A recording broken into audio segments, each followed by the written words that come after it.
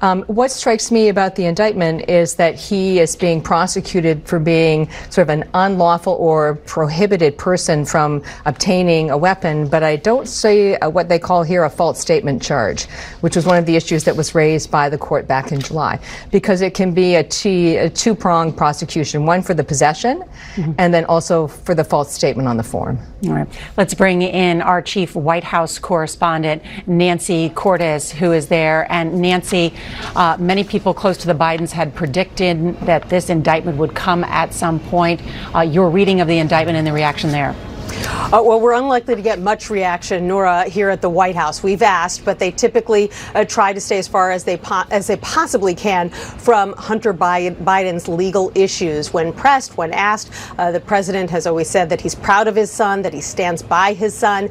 But as for White House officials themselves, they insist that the White House has nothing to do with DOJ's prosecution of this case, and they don't want to create the appearance that they're putting their thumb on the scale in any way. So they're unlikely to say much. Obviously, where things get muddy is where this situation overlaps with the ongoing impeachment effort by some Republicans in the House of Representatives. Just this week, the House Speaker Kevin McCarthy announced that he would be opening an impeachment inquiry, arguing that there are allegations that the president benefited in some way from his son's overseas business dealings. And what the White House has argued is that Republicans have already been investigating this for 9 months, and while they have turned up allegations, they have not turned up any actual evidence that the president did anything wrong.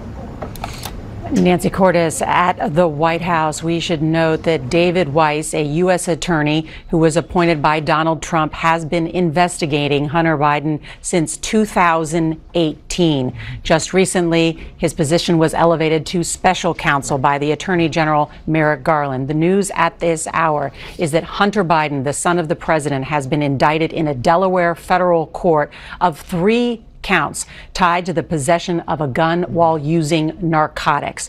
2 counts are tied to the fact that Hunter Biden allegedly filed this form claiming that he was not using illegal drugs at the time of a purchase of a Colt Cobra revolver. That was in October 2018. The 3rd count alleges that he possessed a firearm while using a narcotic. I want to bring back in our senior investigative correspondent, Catherine Herridge. So, Catherine, what happened? This investigation has been going on a long time.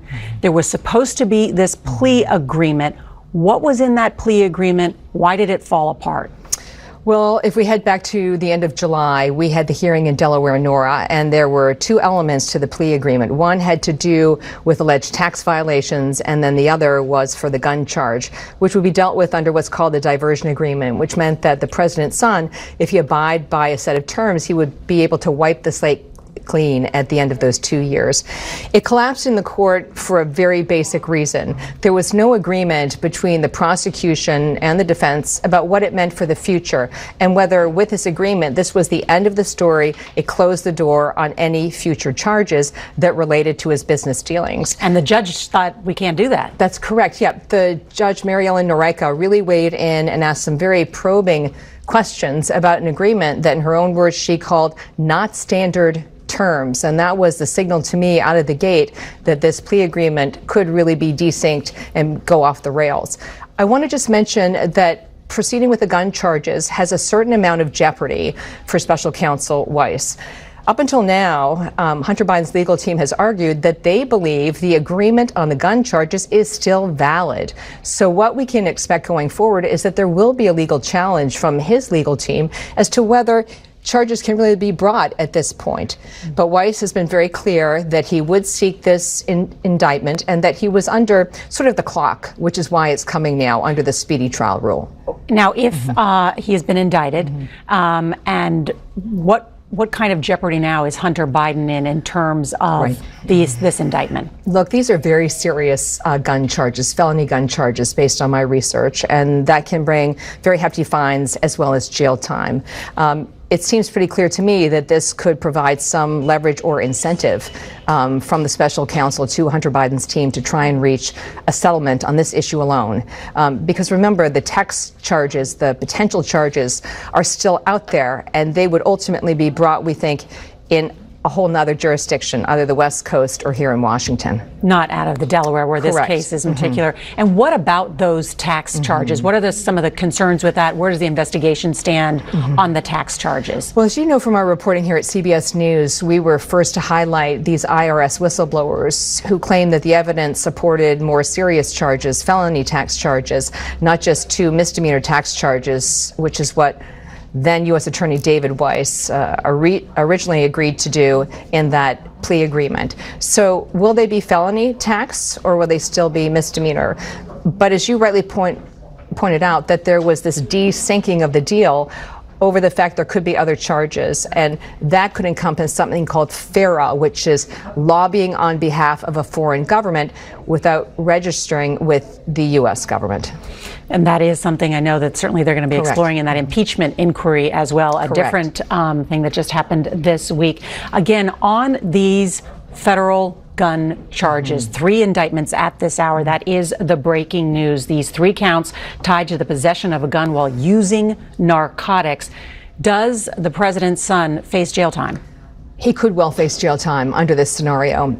It's interesting to me that the special counsel has brought this charge first because based on my reporting over the last few months, this really in some ways is the cleanest charge. It's a paperwork case, as you rightly point out. They say he lied on the form. They allege he lied on the form. During the plea hearing at the end of July, he admitted that it was a false statement. So that's not really in question. The question is, could they plea it down to something less than something that could bring jail time or a very serious fine? Catherine, thank you. Want to bring in a former federal prosecutor, Scott Frederickson. He joins us now on the phone. And Scott, as a former prosecutor, how serious are these charges? Well, any federal felony is serious and carries potential for jail time. But that said, these are minor charges, especially the fact that you will rarely see a charge of a false statement in a gun application brought by itself without additional allegations of using a gun in some kind of violent crime. Jurors don't take false application statements that seriously. The jury will hear that this probably happens 1,000 times every day in the country when someone doesn't disclose marijuana or something like that. We'll expect to see a motion to dismiss based on the defense saying there was a plea agreement and they want to enforce it.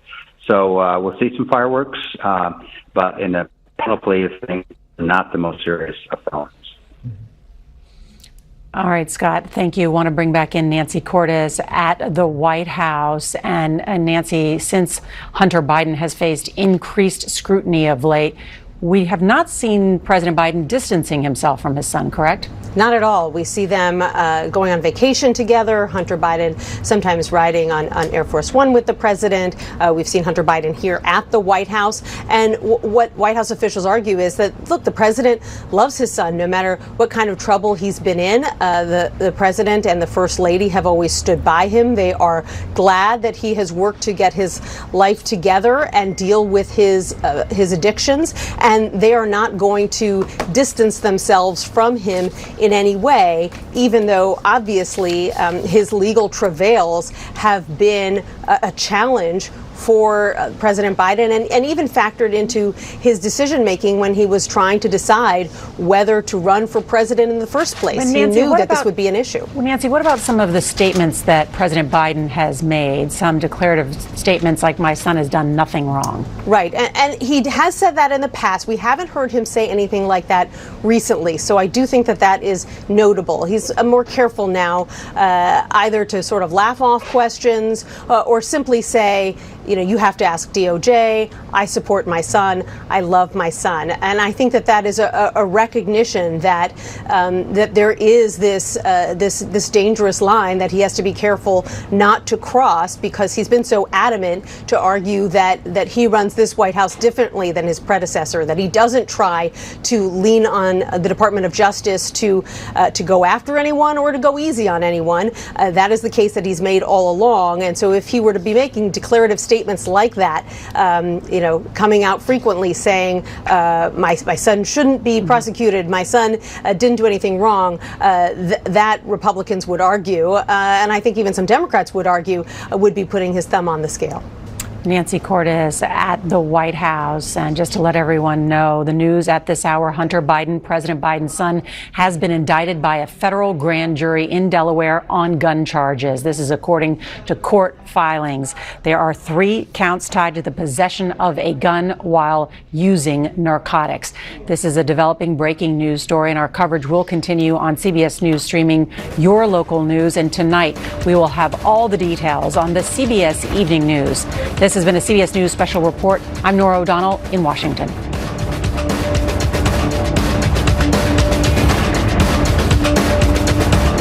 Hi,